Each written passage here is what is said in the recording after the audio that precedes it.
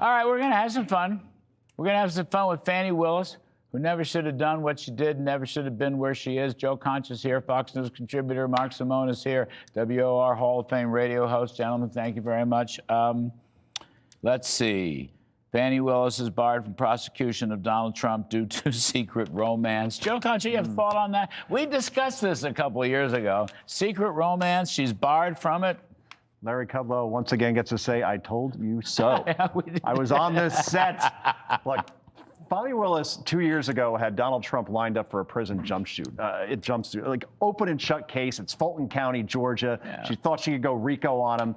Now she's going to join Trump in being probably a McDonald's employee. You know, I think it's the only place that may employ her. And meanwhile, Trump and Melania, where are they today? They're in England, getting feted by the King of England in a horse-drawn carriage. Yes. How times have changed, Larry. The King of England in a horse. I have to say what a lefty he is, King Charles. Well, I'm sorry. He wears great ties. I'd love to know where he gets his ties. But he's a hopeless climate change, open borders lefty. But that's not really the subject. The subject here is Fani Willis, not the King of England.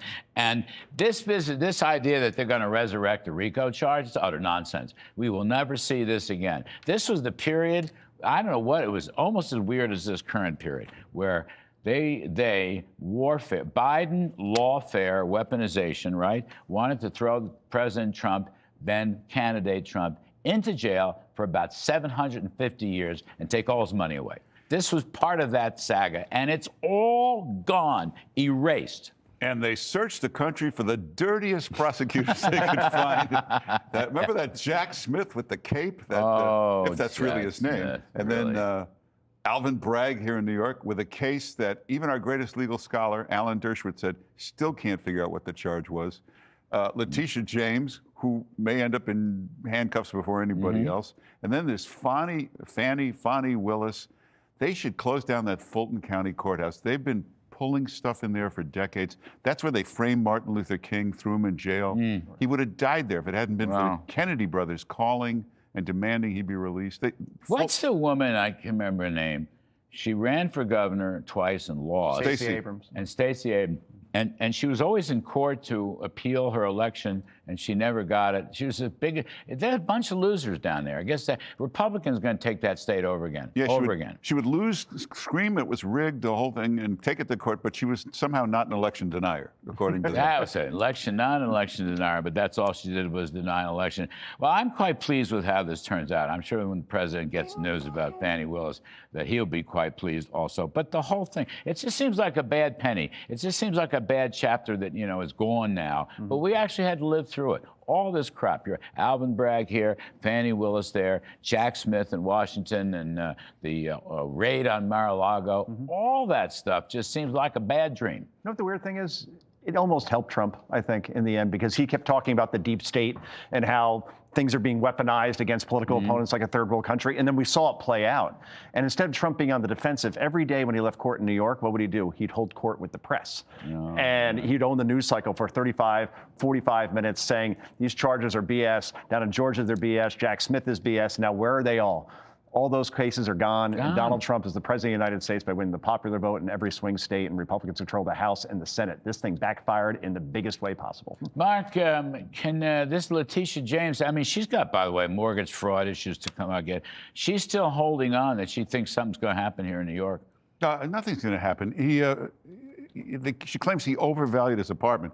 You have to put every real estate agent in the world in jail. And if you look at comparables, he didn't overvalue that apartment. That was the case with a crazy... That's the whole thing. Yeah, that crazy judge said Mar-a-Lago's only worth $18 million. Right. There's a part of the parking lot that is actually worth $18 million. Real estate experts there say $1.5 billion. It was the dirtiest cases. And you know, Jack Smith in the end didn't find anything. He found 35 documents, which if you put them in a folder is 1 inch of one box. All those boxes had no classified documents. This just seems like a bad dream, a very bad dream. So, Joe, I like to be optimistic, but is Fidel Castro going to be the next mayor of New York? That's an insult to Fidel Castro, I think. I'm sorry. Yeah. His name is Mamdani. Mamdani. The Fidel Castro of New York? Yes. Yeah, it looks like it. His poll numbers are pretty good. They are, and we're running out of runway, right? It's already mid-September. This election's coming up in what? I guess 6 weeks, 7 weeks.